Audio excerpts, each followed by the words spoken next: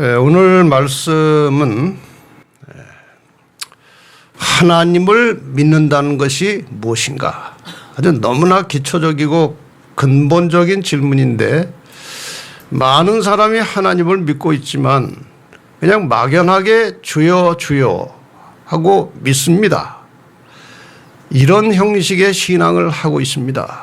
무엇을 믿는 것인지 그 믿음의 결과와 열매가 무엇인지 도무지 생각지 못하고 그냥 믿습니다. 그냥 막연한 내용은 하나님이 계신 건 믿습니다. 하나님이 우리를 구원해 주신 것 믿습니다. 그리고 우리를 다 잘되게 하실 것이라고 믿습니다. 아마 그런 막연한 믿음인 것 같은데 오늘 이 시간에 좀 더 구체적으로 하나님을 믿는 게 과연 무엇인지 이 근원적이고 근본적인 문제에 대해서 좀 성경적으로 답을 찾아보겠습니다. 물론 제가 제시하는 것이 다가 아니죠. 이건 이제 제가 관찰하고 제가 느끼고 확신한 바를 여러분에게 성경을 근거로 전하는 것입니다.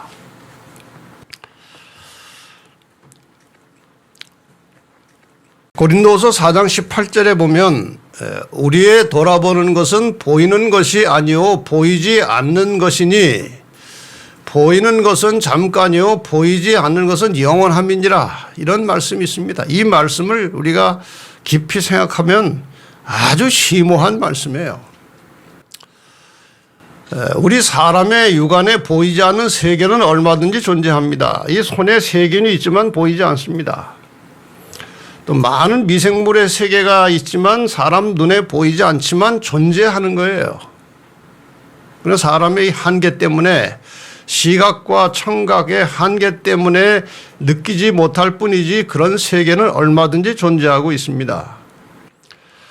그중에 실제로 존재하지만 보이지 않는 것이 영적인 세계입니다. 여기 지금 보이는 것은 육적인 세계입니다. 우리가 이렇게 시각적으로 보고 느끼고 누리고 살아가는 이런 육적인 세계가 있고 보이지 않는 영적인 세계가 존재하고 있습니다. 그런데 이 말씀에 의하면 이 보이는 육적인 세계는 영원하지 않다는 것이죠. 언젠가는 이것은 잠시 있다가 사라져갈 것이고 이 보이지 않는 것은 영원히 보이지 않는 것이 아니고 언젠가 이 보이지 않던 영적인 세계가 보이는 현실로 나타나면 그것은 영원하다는 것입니다.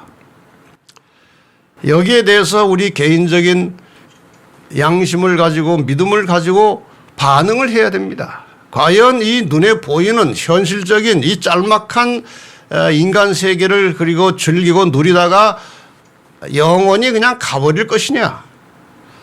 아니면 현재는 눈에 보이지 않지만 이 영적인 세계의 사물들을 이해하고 깨닫고 믿음을 가지고 살다가 영원한 세계에 들어갈 것이냐? 이것에 대해서 우리는 개인적으로 반응을 해야 되는 것입니다. 이 성경 말씀에 의하면은 이 보이지 않던 영적 세계가 가시적인 세계로 나타날 타임이 있어요. 그것이 바로 예수 그리스도의 재림이라고 하는 것입니다. 마태복음 24장 30절에 보면은 예수님께서 친히 말씀하셨습니다. 그때가 언젠지는 잘 모르지만 예수님께서 약속하신 대로 우리를 구원하시러 하늘로부터 이 땅에 내려오실 그때 그 말이에요. 인자의 징조가 하늘에서 보이겠고 이 보이지 않던 영적 세계가 보이겠다는 것입니다. 그때 땅의 모든 족속들이 통곡하며 그들이 인자가 구름을 타고 능력과 큰 영광으로 오는 것을 보리라. 보이는 현실로 나타난다는 것입니다. 이건 엄청난 사건입니다. 인간의 상식과 지식으로 이해할 수 없는 사건이라 많은 사람들이 안 믿으려고 합니다. 그러나 인간의 지식과 상식과 과학은 한계가 있는 것입니다. 인간의 과학 하나님께서 만들어 놓은 창조의 세계 중에서 아주 지극히 일부분을 따다가 그걸 가지고 이제 논리로 분석해서 만들어내면 그것이 아주 조그만 과학의 일부예요. 하나님은 과학 위에 존재하시고 하나님이야말로 정말 과학자이십니다. 온 세상의 모든 원리가 하나님의 창조의 원리로 이루어져 가고 있는 것입니다. 그렇기 때문에 사람의 상식과 지식으로 이해가 되지 않는다고 해서 안 믿는다? 그것은 너무나 어리석은 소치입니다. 얼마든지 그런 세계가 있습니다. 노아 당시에 홍수가 날 것에 대해서 노아가 예고했지만 그 당시 상식과 지식에 맞지 않기 때문에 대부분의 사람들이 안 믿었습니다. 그러나 홍수는 왔습니다. 지금 이 지구상에 홍수의 흔적이 수도 없이 많아요. 재림도 마찬가지입니다. 무슨 그런 일이 있을 것이냐?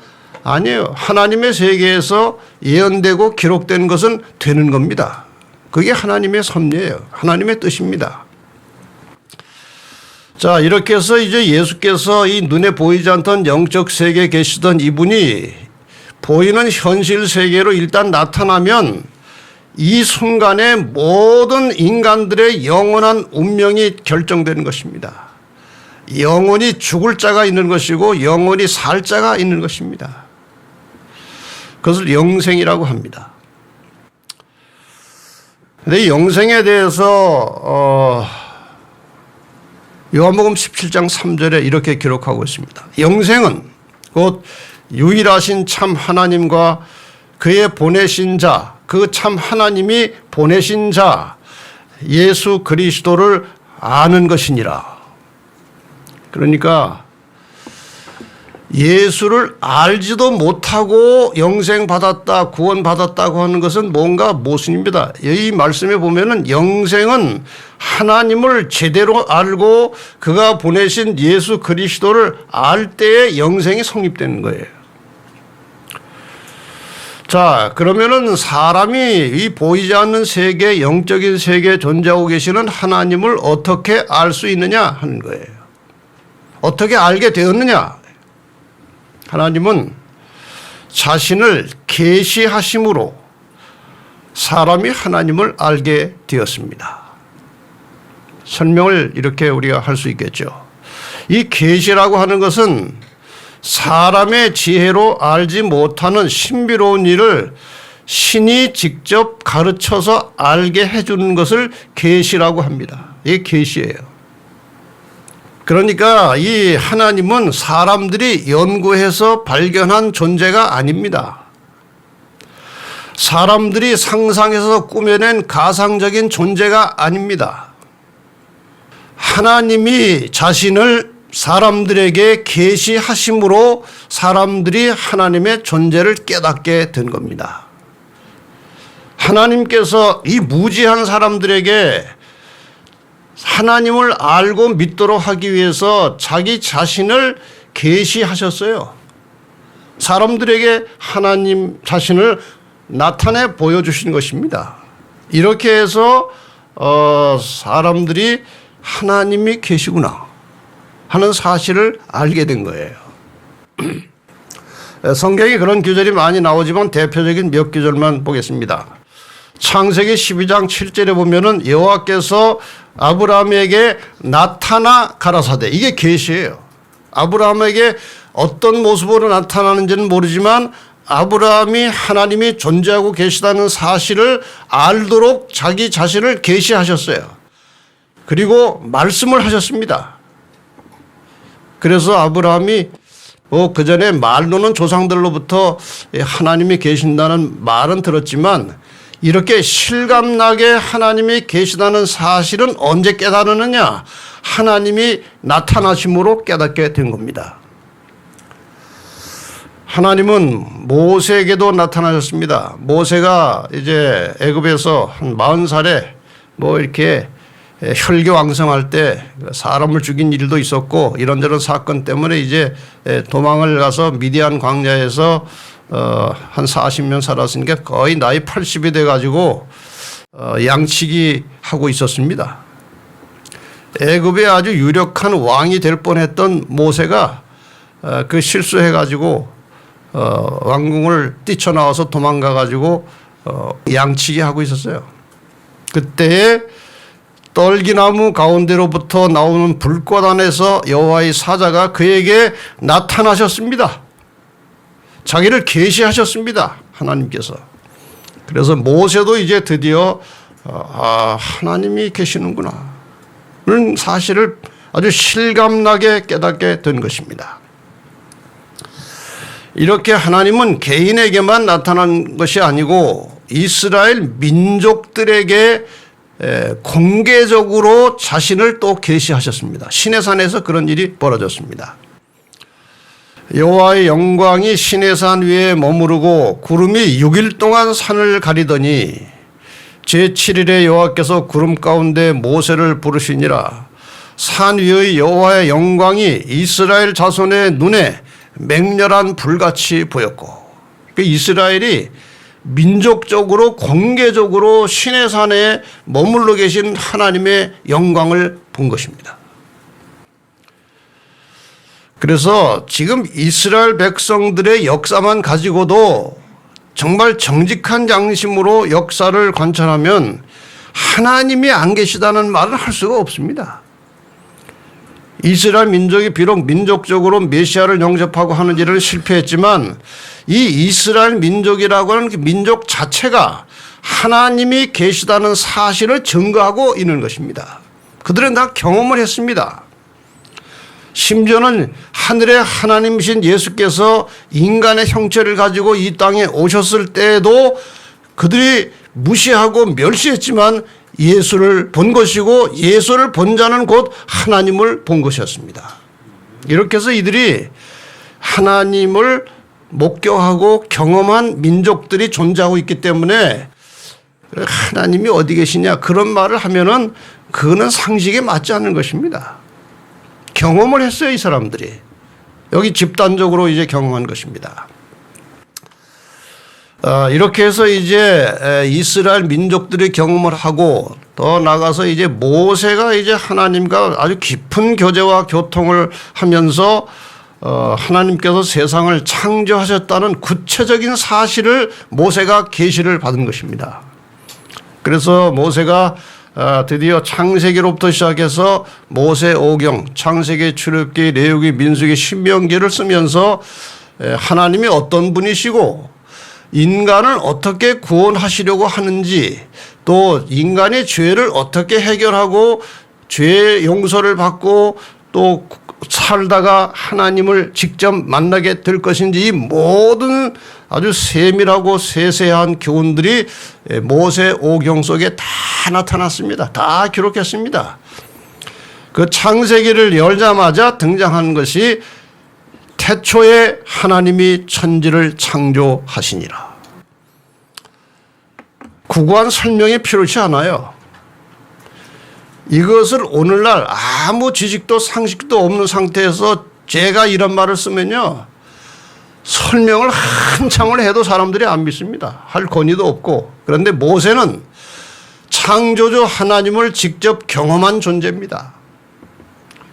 그분과 아주 친밀하고 깊은 교제를 가졌던 분이에요. 1%의 의심 없이 모세는 하나님이 세상을 창조하셨다는 사실을 믿었습니다. 그래서 구구한 설명 없이 바로 창세기를 시작하면서 태초에 하나님이 천지를 창조하시니라. 이 얼마나 권위 있는 말씀이에요. 그 다음에 그곳에다가 어떻게 해서 창조하셨는지 하나님께 듣고 배운 것들을 세세하게 기록을 하게 되었습니다. 이 창조는 6일간 계속되었고 성경의 시간으로 7일째 하나님께서 휴식하심으로 한 주일이 7일이라고 하는 사이클이 만들어졌어요. 그래서 첫째 날은 빛을 만드셨고, 둘째 날은 공창 하늘을 만드셨고, 셋째 날은 물과 흙이 막 뒤죽박죽 섞여 있던 이 흙덩어리 상태에서 물은 물대로 땅은 땅대로 나누어서 바다와 땅을 만드시고 땅에 식물을 창조하셨습니다. 모두가 다 말씀으로, 한마디 말씀으로 창조하셨습니다. 그다음에 네 번째 날 해달 별이 나타났고, 그다음에 다섯째 날 바다에는 물고기로, 공중에는 새로 채우시고, 모든 여건과 조건이 다 완성된 다음에, 다시 말하면은 사람이 아주 행복하고 건강하게 쾌적하게 살 수 있는 환경을 다 마련한 다음에 하나님께서 곤충과 동물과 사람을 마지막으로 창조하셨습니다. 이 창조를 봐도 여러분이 먹고 사는 일 가지고 너무 걱정하지 말라는 메시지가 들어있어요. 하나님께서 인간에게 필요한 것들을 다 해놓으시고 그 다음에 사람을 만드셨어요. 그래서 너희는 먼저 그의 나라와 그의 의를 구하라. 그리하면 이 먹고 마시고 사는 것은 다 하나님께서 주시겠다고 약속을 하신 것입니다. 그 다음에 7일째에 쉬시고 휴식하심으로 안식일을 만들어 주시고, 이 안식일의 피조물들이 하나님을 경배함으로 인간이 창조주 하나님과 지속적인 교제와 교통을 하면서 하나님을 잊어버리지 말고 경배하고 관계를 맺고 살도록 이것이 하나님께서 계획하신 것입니다. 근데 참 놀라운 것은 이 지구상의 어떤 문서에도 일주일이 7일이라고 하는 근거가 없습니다. 한 하루나 한 달이나 1년은 이 달과 지구와 태양 사이의 공전과 자전의 관계 속에서 법칙상 만들어졌기 때문에 그건 우리가 다 이해가 됩니다. 그러나 이 일주일이 7일로 만들어진 것은 창조 외에 근거가 없어요. 그런데 하루나 한 달이나 1년은 변경할 수 없는 자연의 법칙의 시간이지만 일주일 7일은 5일로 해도 괜찮고 10일로 해도 아무 지장이 없어요. 실제로 프랑스 혁명 당시에 성경에 나오는 7일 제도 우리 없애버리자. 우리 기왕에 하나님 안 믿기로 결심했고 교회 다 문 닫고 성경책 다 태워버리고 있는 중인데 그 성경에 나오는 일주일 7일 제도도 고치자. 그리고 10일로 해서 실제로 9일이라고 하루 쉬고 얼마 안 가서 사람들이 다 쓰러지는 거예요. 다시 7일로 돌렸어요. 아무도 손대지 않아요. 지금까지. 왜냐하면 하나님께서 이 일주일 7일 제도를 통해서 안식일을 통해서 사람과 교제하고 교통하시기를 원하시는 것입니다. 이게 없으면 하나님 다 잊어버리고 제 갈 길로 갈 것입니다. 이게 우리를 지금 붙들고 지키고 있는 것입니다. 여기 하나님께서 특별히 다른 모든 동식물들은 말씀하심으로 동물은 흙에서 나왔고 이 식물도 흙에서 다 올라왔어요. 네, 하나님께서 사람을 만드실 때는 특별한 작업을 하셨습니다.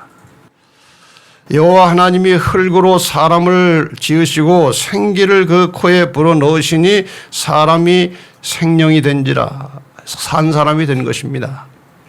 흙으로 사람을 지으시고 생기를 코에 불어넣으시니까 사람이 살아 움직인 거예요. 여기 흙이라고 하는 말은 그 히브리어 원어로 아파르라고 되어 있는데 이것은 흙 덩어리가 아니고 흙의 가장 작은 단위, 먼지, 티끌, 재 그런 겁니다. 그러니까 이 모세 당시에는 이렇게 흙의 가장 최소 단위로 먼지나 티끌이라는 말을 썼지만 요즘에 우리가 얼마든지 할 수 있는 용어는 원소입니다. 원소. 흙의 원소. 물을 분해하면은 H2O, 수소와 산소가 결합되어 있는 게 물이에요. 마찬가지로 흙도 여러 가지 원소가 섞여가지고 흙이라고 하는 물질을 구성하는 것입니다. 흙의 성분을 우리가 과학적으로 분석해 보면 산소, 탄소, 수소, 질소, 칼륨 이런 여러 가지 물질로 이런 원소들로 결합을 이루어서 흙이 되어 있어요. 하나님께서 사람을 만드실 때 아이들이 공작 시간에 뭐 이렇게 진흙 가지고 이렇게 찐덕찐덕 꾸역꾸역 만들어 가지고 뭐 이렇게 무슨 뭐 만드는 식으로 그렇게 한 것이 아니고 흙의 원소를 취해서 사람을 만드신 거예요. 그래서 인체의 구성 요소를 분해하면 흙의 성분하고 같습니다. 그래서 사람에게 생명이 거두어지면 원재료인 흙으로 돌아가는 것입니다. 이건 법칙이에요. 제가 전도사 시절인가요? 저희 할아버지 산소를 저쪽 오리동, 우리 고향 오리동에서 이 재림묘지로 옮기는 작업을 했어요. 인부들과 같이 가서 이제 그러니까 저희 할아버지가 60년대 초에 이제 가셨으니까 아주 오래된 가서 이제 인부들하고 인부들이 땅을 파는데 제가 가만히 보니까 뼈 조각이 몇 개 있고요. 그 옆에 뽀얀 흙이 나오는 거예요. 인간은 흙이에요. 여러분 절대로 잘난 척하지 마세요. 흙덩어리가 뭐 그렇게 잘났다고. 그 흙이에요. 호흡 빠져나가면 흙이에요. 그래서 교만한 마음이 생길 때마다 흙덩어리야 잠잠해라. 흙이에요. 흙 아무것도 아니에요. 하나님께서 주신 생명 덕분에 우리가 살며 기동하고 움직이는 거예요. 시편 139편 14절에 보면 내가 주께 감사함은 나를 지으심이 신묘 막측하심이라. 그 흙덩어리의 흙 속에 구성 원소를 가지고 사람을 만드셨는데 이 몸이 얼마나 신비합니까? 정말 놀라운 구조예요. 눈 하나, 귀, 속에 내장, 이게 어떻게 진화가 됩니까? 절대 불가능합니다. 이런 것이 어떻게 다 진화가 돼요? 하나님이 창조하신 겁니다. 이사야 선지자가 이렇게 말합니다. 너희 눈을 높이 들어 누가 이 모든 것을 창조하였나 보라. 주께서는 수요대로 만상을 이끌어내시고 각각 그 이름을 부르시나니 그의 권세가 크고 그의 능력이 강함으로 하나도 빠짐이 없느니라. 온 세상은 아주 처음에 완벽한 조화를 이루면서 창조가 되었습니다. 여기 죄가 들어옴으로 혼란과 또 어지러움과 불행이 왔지만 최초에 창조된 세상은 정말로 아름답고 완벽한 세상이었습니다. 그래서 창세로부터 그의 보이지 아니하는 것들 곧 그의 영원하신 능력과 신성이 그 만물 위에 분명히 보여 알게 되니 그러므로 저희가 핑계치 못할지니라. 내가 하나님 계신 증거를 믿을 수가 없었습니다. 핑계치 못한다고 그랬어요. 정직한 양심을 가지고 정말 이 세상을 사물을 자연계를 관찰하면 이건 우연히 있을 수 없는 것입니다. 이 세상에 우연히 저절로 생겨난 물질이나 물건은 하나도 없습니다. 여기에 저절로 생겨난 게 어디 있습니까? 더군다나 가장 정교하고 신묘막측한 사람이 어떻게 저절로 생겨납니까? 하나님께서 창조하셨습니다. 그래서 시편 14편 1절에 보면 어리석은 자는 그 마음에 이르기를 하나님이 없다도다. 그 요즘 말로 하면 머리가 나쁘면 하나님 없다고 한다는 거예요. 여기 파스칼이라고 하는 17세기 프랑스의 수학자고 철학자인 이 사람이 이제 말년에 아주 깊은 신앙인이 되었어요. 이분이 이제 과학자고 철학자고 수학자고 하지만 인생을 신앙적인 측면에서 경험한 다음에 한 말이 이것입니다. 신을 알고 있는 사람에게는 두 종류가 있다. 두 종류의 사람이 신을 깨닫는 거예요. 신을 깨닫는다는 말입니다. 영리하거나 어리석은 것과는 상관없이 마음이 가난한 사람과 진정으로 현명한 사람들이다. 이 사람들이 신을 깨닫는다는 거예요. 오만한 사람과 어설프게 현명한 사람들만이 신을 모른다. 우리가 정말 정직한 양심으로 속을 비우고 깨끗하게 하면 하나님을 깨달을 수 있다는 거예요. 어제 오늘 바깥 그 하늘과 산을 보면요. 정말 통쾌합니다. 상쾌합니다. 얼마나 깨끗한지 여기서 우리가 저쪽 멀리 보면은 그 남산 타워가 보이거든요. 저쪽 끝방에서. 근데 아주 선명하게 타워가 보여요. 제가 그걸 보고 다시 무슨 말씀을 생각했는가 하면은 마음이 청결한 자는 복이 있나니 저희가 하나님을 볼 것이며 속의 모든 인간의 때를 벗고 죄를 씻어내고 마음을 깨끗하게 하면 하나님을 볼 수 있다는 것입니다. 이런 마음이 오늘 우리에게 필요한 거예요. 하나님은 사랑이시고 사람과 함께 살고 싶어 하십니다. 성경 말씀에 많이 나와요, 이 말씀이. 여기 출애굽기 25장 8절에 보면은 하나님께서 내가 그들 중에 거할 성소를 그들을 시켜 나를 위하여 짓되, 이스라엘 백성들을 이제 애굽에서 끌고 나오셔서 하나님께서 그들과 같이 계시고 싶은데 직접 나타나면 인간은 하나님의 영광을 감당할 수 없어서 사고가 납니다. 그래서 저 천막을 하나 만드시고 저 천막 속에 하나님께서 계셨어요. 저 천막 속에 들어가면 그 안쪽의 모양이 이렇게 생겼습니다. 겉은 뭐 아주 천한 게 무슨 뭐 재료로 보이지만 속은 황금빛으로 장식이 되어 있어요. 이것이 바로 겉 모양은 초라하지만 속이 빛나고 계시는 예수를 상징하는 것입니다. 저 제 안쪽을 지성소라고 합니다. 이 지성소에는 궤짝에 하나님의 법궤가 있고 그 법궤 속에 십계명이 들어있고 이 궤짝의 뚜껑에 쉐키나라고 하는 하나님의 영광이 존재하고 있었습니다. 저기 하나님이 존재하신다는 의미예요. 저 영광이 존재하는 곳을 직선으로 위로 이렇게 딱 올라가면 거기서 구름 기둥이 솟아오르는 거예요.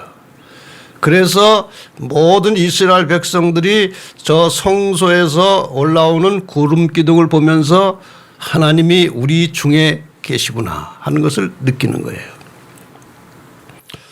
그래서 하나님께서 항상 그들과 함께 그 중에 계셨어요.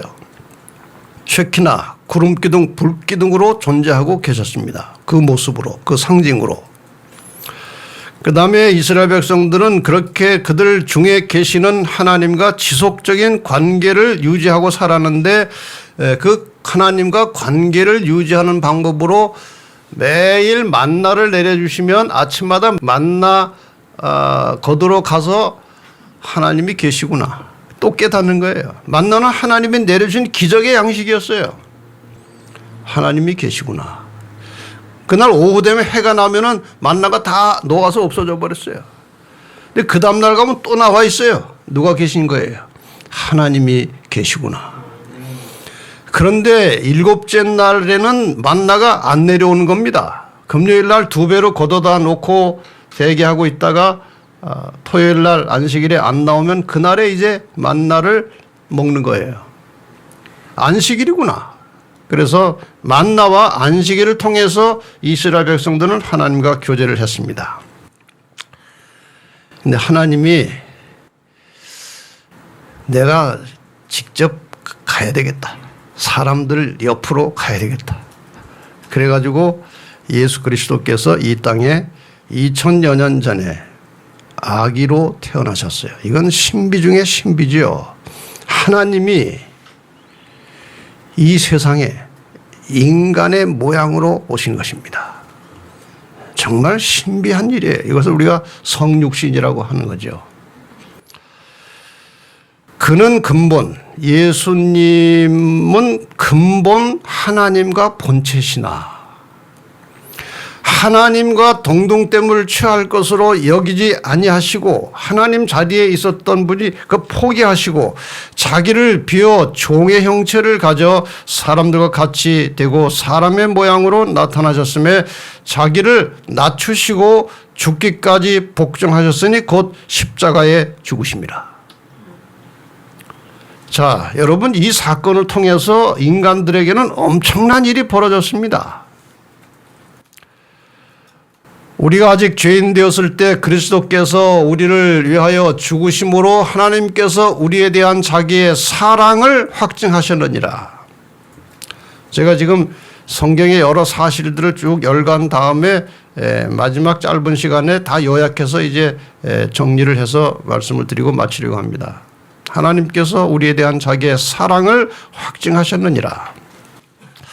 바로 이 사랑의 결과로 예수 그리스도께서 돌아가심으로 우리 죄과를 도말하시고 용서하시고 우리 죄가 죄 때문에 죽어야 되는데 예수께서 우리 죄를 대신 짊어지시고 돌아가셨기 때문에 그 사실을 믿는 자는 멸망치 않고 영생을 얻게 해주셨다.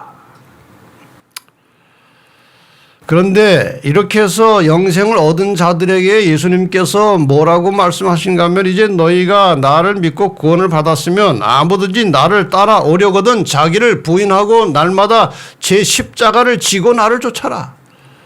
여러분 예수 믿고 구원받는 여정이 만사가 형통하는 번영의 길이 아니에요. 왜냐하면 이 세상 자체가 선악의 싸움터입니다. 사탄이 가만두지 않아요. 저는 이걸 설명할 때 이제 사탄이 가만두지 않는 사람은 이제 진짜 하나님의 백성들이에요. 근데 사단이 그냥 내버려두는 사람이 두 종류가 있는데 하나는 저건 내 거니까 손댈 것도 없어. 그런 사람은 교회 가도 사탄이 방해 안 해요. 왜? 교회 가서 흐트러 놓고 또 다른 사람 슬슬 속상한 소리 해가지고 교회 못 나오게 하고 얼마나 좋아요. 사탄 편에서. 여러분 교회 안에서요 절대로 다른 사람 마음 상하게 하지 마세요. 이건 사탄이 하는 일이에요. 사탄이. 그러니까 늘 사람들에게 희망을 주고 용기를 주고 격려하는 말을 하세요. 그게 성령의 역사입니다. 그 다음에 또 한 종류의 사탄이 못 건드는 사람이 하나 있는데 그 먼저 사람은 사탄이 안 건드는 사람이고 사탄이 못 건드는 사람이 있는데 너무나 성령이 충만해가지고 건드려봐야 상대가 안 되는 사람이 있어요. 그런 사람이 되시기를 바랍니다. 사탄이 함부로 건들 수 없는 영의 사람이 되시기를 바랍니다. 더 나가서 예수님께서 누구든지 제 목숨을 구원코자 하면 잃을 것이요 누구든지 나와 복음을 위하여 제 목숨을 잃으면 구원하리라. 죽을 각오를 하라는 거예요. 죽을 각오를. 예. 자, 다시 이 말씀 보겠습니다. 영생은 곧 유일하신 참 하나님과 그의 보내신 자 예수 그리스도를 아는 것이라. 예수님이 어떤 분인지 하나님이 어떤 분인지 제가 여러 성경절을 가지고 설명을 드렸습니다. 알아야 됩니다. 그분이 어떤 분인지. 그런데 요한일서 2장 3절로 5절에 보면은 이 하나님을 그리스도를 아는 것이 무엇인지를 구체적으로 설명하고 있어요. 우리가 그의 계명을 지키면 이로써 우리가 저를 아는 줄로 알 것이요. 너희가 하나님을 알고 있느냐? 예수를 알고 있느냐? 그러면 그의 말씀에 순종하라는 것이에요. 저를 아노라 하고 그의 계명을 지키지 아니하는 자는 거짓말하는 자요 진리가 그 속에 있지 않다. 예수를 안다 하고 주여 주여 하면서도 그의 말씀에 순종하지 않으면 그건 거짓말이라는 거예요. 누구든지 그의 말씀을 지키는 자는 하나님의 사랑이 참으로 그 속에서 온전케 되었나니 이로써 우리가 저 안에 그리스도 안에 있는 줄을 아노라. 이렇게 우리가 그냥 하나님의 은혜로 사랑으로 구원을 얻은 다음부터는 우리의 모든 것을 걸고 하나님 말씀에 순종하는 연습을 하는 것입니다. 이게 정상적인 그리스도인이에요. 그런데 인간이 죄에 찌들어 있기 때문에 그 순종이 쉽지 않아요. 담배에 중독된 사람이 담배 끊기가 쉽지 않듯이요. 이 죄에 찌든 사람이 이 죄의 습성을 벗어나서 하나님의 뜻대로 살기가 결코 쉽지 않은 거예요. 그래서 그것을 도와주시기 위해서 하나님께서 또 다른 보혜사를 주셨는데 그분이 바로 성령이십니다. 보혜사 곧 아버지께서 내 이름으로 보내실 성령 그가 너희에게 모든 것을 가르치시고 내가 너희에게 말한 모든 것을 생각나게 하시리라. 여러분 절대로 여러분 스스로의 힘과 능력으로 하나님의 말씀에 순종하려고 시도하지 마시기를 바랍니다. 그거는 성공을 해도 문제입니다. 내 자신의 능력과 내 자신의 의지를 가지고 하나님 말씀에 순종하는데 성공을 했다, 열매가 있다, 그럼 자기가 교만해지는 것이고 자기 자랑을 하게 돼 있어요. 그래서 우리가 하나님 말씀을 순종해 가는 과정에서 철저하게 순간순간마다 성령의 능력을 빌려서 이기고 변화가 와야 그 영광을 하나님께 돌리는 것입니다. 이런 우리의 삶의 과정이 필요한 것이죠. 자, 여기까지 보시면 하나님은 어떻게 해서라도 사람과 함께 거하기를 원하십니다. 어떻게 해서라도 하나님이 사람과 함께 살기를 원하신단 말이죠. 성소, 내가 그들 중에 거할 성소를 지어라. 내가 너희들 가운데 같이 있고 싶다. 그 다음에 예수님께서 오셨을 때는 그 이름을 임마누엘이라. 여기 엘은 하나님이라고 그랬죠. 임마누엘이라 하라. 하나님이 우리와 함께 계시다는 뜻이에요. 임마누엘이라는 말은 하나님이 우리와 함께 계시다는 뜻입니다. 그 다음에 성령을 우리에게 보내주시고 말씀하시기를 하나님의 성령이 너희 어디에? 안에 거하시는 것을 너희가 알지 못하느냐. 여러분, 이것이 우리말 가지고는 실감이 좀 안 납니다만은 영어 단어를 표시하면은 상당히 단계적으로 실감나게 돼 있어요. 성소는 우리 중에, 이게 어몽이라는 단어를 썼습니다. 우리들 가운데 어디엔가 위치하고 계시겠다는 거예요. 이 성소에 계셨습니다. 그 다음에 예수님은 임마누엘, 우리와 함께, with라는 단어를 썼어요. 우리 곁에 함께 계신다는 거예요. with, 옆에 계셔요. 성령은 우리 안에, 인이에요, 인. 점점 인간 가까이 오셔서 마침내 우리 속에 들어오셔서 우리를 컨트롤해 주시겠다는 거예요. 이만큼 하나님은 우리와 함께 살고 싶어 하시는 거예요. 자, 이렇게 영생은 곧 참 하나님과 그의 보내신 자 예수 그리스도를 아는 것이라고 했어요. 제가 거기에 관련된 여러 말씀들을 많이 이제 소개해 드렸습니다. 짧은 시간 속에 많은 것들을 알려드려서 조금 이제 머리가 혼돈되시겠지만 제가 그걸 정리해서 마지막으로 말씀드리고 마치겠습니다. 오늘 제목이 무엇인가 하면 하나님을 믿는다는 것이 무엇이냐. 첫째, 하나님이 우리의 창조주이심을 믿는 것입니다. 믿으십니까? 그게 하나님을 믿는 거예요. 이사야 43장 1절에 말씀하십니다. 야곱아, 너를 창조하신 여호와께서 이제 말씀하시느니라. 내가 너를 구속하였고 내가 너를 지명하여 불렀나니 너는 내 것이라. 이게 얼마나 귀한 말씀이에요? 너는 내 것이라. 너는 내가 책임지겠다는 거예요. 두 번째, 하나님이 우리의 유일한 구원자이심을 믿는 것입니다. 우리의 유일한 구원자이십니다. 저기 모세가 이스라엘 백성들을 이끌고 홍해를 건너는 그림을 제가 왜 두는가 하면은 이게 바로 구원의 표상이에요. 하나님께서 죄의 속박에서 멍에 속에서 애굽의 핍박을 받고 고난 중에 살던 이스라엘 민족들을 구출해 내신 것이 바로 구원의 표상입니다. 모세는 여기에서 예수를 표상하는 인물이에요. 구원자이십니다. 호세아 13장 4절에 나는 내 하나님 여호와라, 나 밖에 내가 다른 신을 알지 말 것이라. 나 외에는 구원자가 없느니라. 오직 여호와 하나님만이 우리의 구원자이십니다.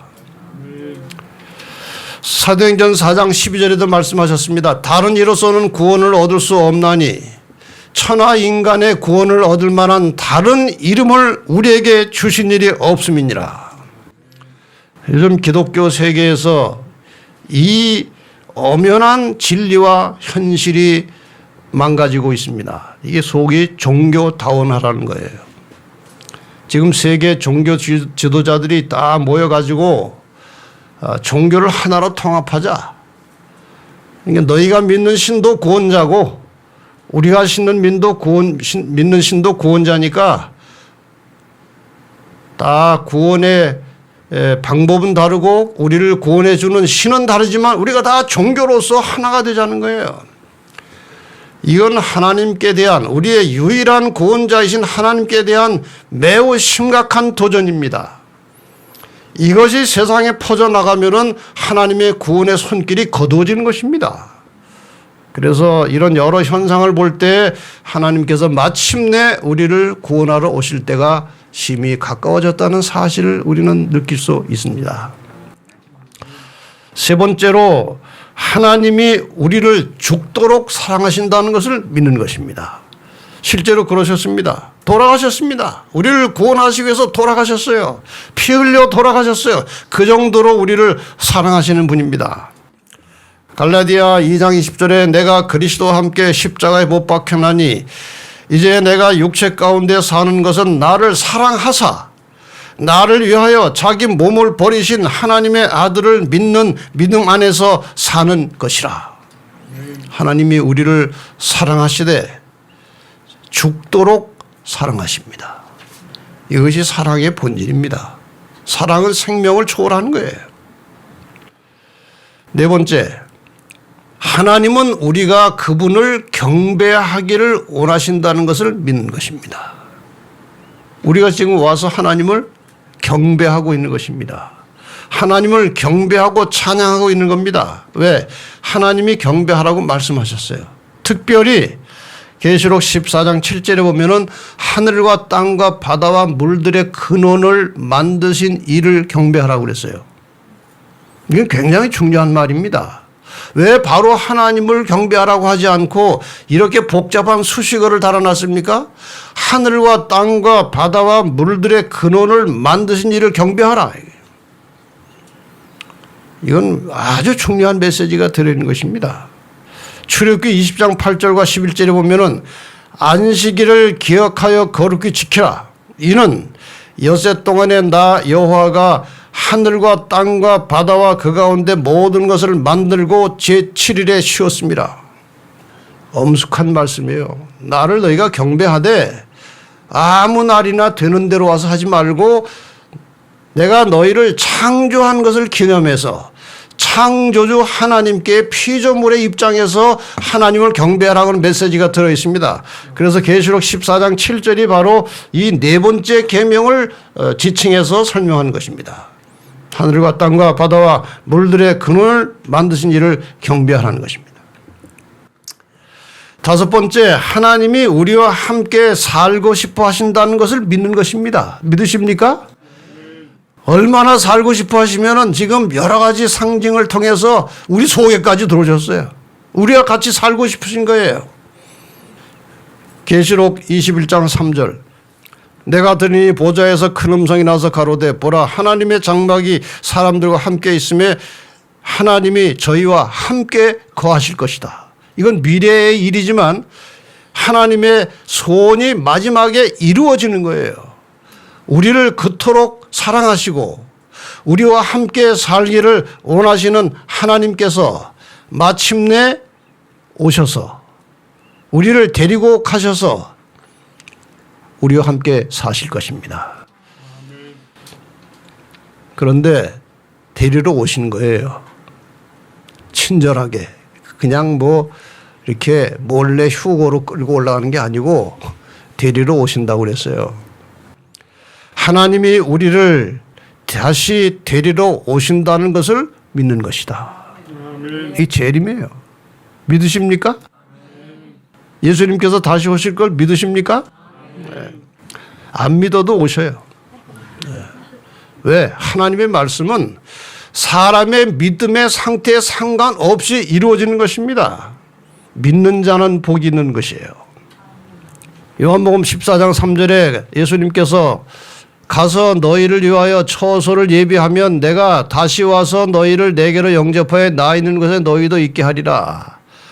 이것을 우리가 인간적인 언어로 표현하면은 하늘에 거쳐 우리 있을 집을 지금 다 준공하신 것 같아요.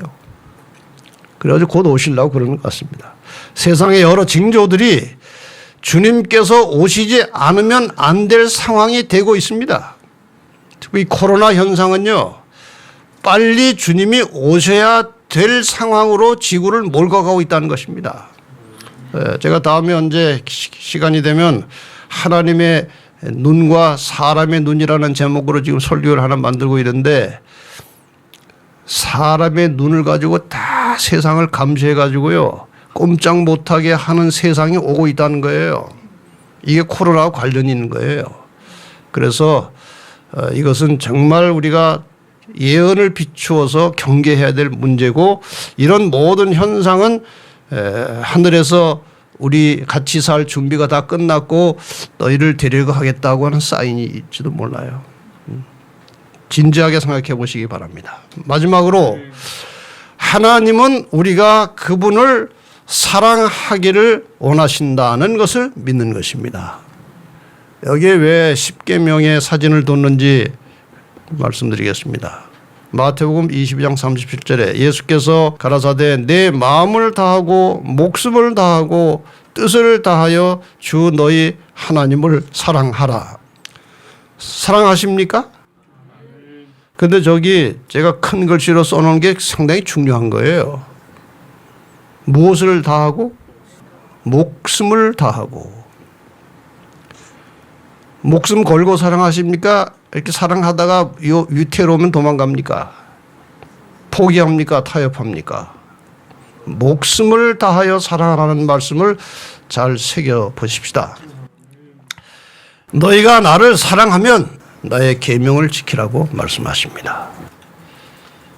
목숨을 걸고 지키라는 거예요. 하나님을 믿는다는 것은 하나님의 말씀을 순종하는 일에 성령의 능력을 의지하여 목숨을 걸고 헌신하는 것입니다. 다시 한번, 제가 하나님을 믿는다는 것은 하고 읽으면 아래 세 문장을 여러분이 같이 읽겠습니다. 하나님을 믿는다는 것은 하나님의 말씀을 순종하는 일에 성령의 능력을 의지하여 목숨을 걸고 헌신하는 것이다. 이 단계를 넘어가면 그야말로 평화가 오는 것입니다. 우리가 담배를 끊을 때 금단 현상이라는 게 있다고 그래요. 저는 경험을 못 해봤지만, 담배를 끊으면 몸에 좋은 게 확실하지만, 그렇죠? 끊는 과정에서 몸이 안 좋아지고 이상해지는 거예요. 힘들어지는 거예요. 그러나 그 단계를 넘어가면 건강해지고 편안해지는 거예요. 마찬가지로 죄에 찌들고 죄에 익숙한 인간이 말이에요, 하나님 뜻대로 사는 것은 통증이 오는 것입니다. 불편하고 통증이 있어요. 고통이 있어요. 이것을 극복하고 넘어가면 평안이 오는 것입니다. 여러분, 하나님 말씀에 잘 순종함으로 여러분의 생활 속에, 마음 속에 하나님의 평강이 함께 하시고, 그토록 우리를 사랑하셔서 우리와 함께 사시기를 원하시는 그분이 오실 때에 우리 모두가 다 영광스러운 주님의 재림을 맞이하여 영원한 생명에 들어가게 되시기를 바라면서 말씀을 마치겠습니다.